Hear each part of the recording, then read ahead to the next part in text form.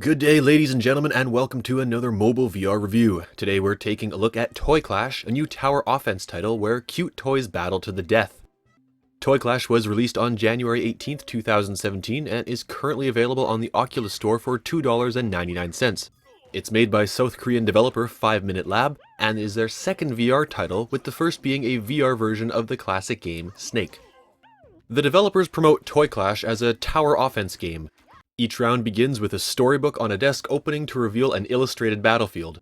Your base, an immobilized tank, sits on the left, and the enemy tower sits on the right. You strategically drop toys on the storybook battlefield across a series of 32 stages, with the ultimate goal of destroying the enemy tower while protecting your own base.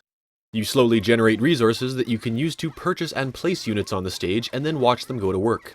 Units can only be positioned or repositioned but cannot otherwise be given any orders, though you are able to support them with the use of some special powers.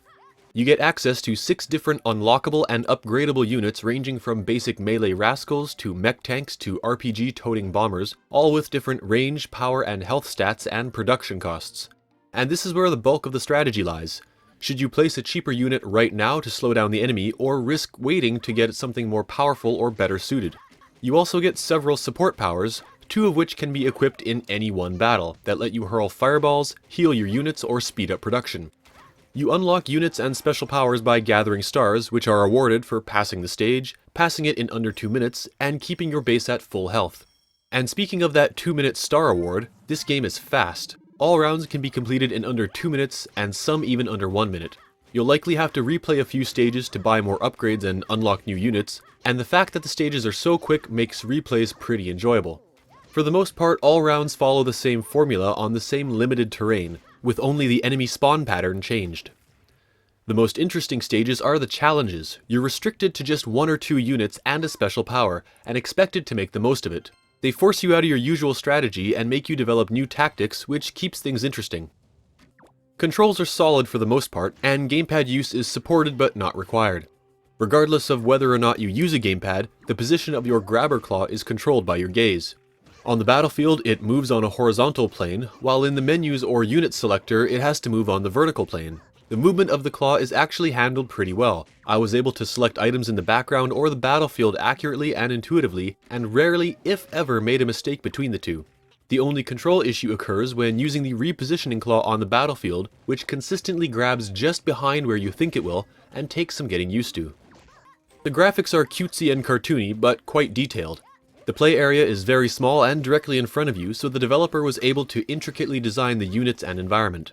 The frame rate sticks to 60 frames per second the majority of the time, but there is definitely noticeable slowdown when 20 units or so are animated on the battlefield. The color palette and style definitely won't appeal to everybody, but it's exactly what you would expect from a game called Toy Clash, so no surprises there. The 3D effect is quite pronounced, and that's a direct consequence of the genre. Tower offense and defense games put the play area right in front of you and size everything to be model scale at tabletop distances. Since human depth perception works best within a few meters, these graphics take on a very touchable appearance, and Toy Clash is no different. It makes you wish the Gear VR had positional tracking so you could lean in for a closer look. While the graphics are pleasant, we only get 2 battlefields. This forest-themed one you'll be seeing the majority of the time, and this castle-themed one used for the challenge stages. And despite the different color schemes, both are structurally identical.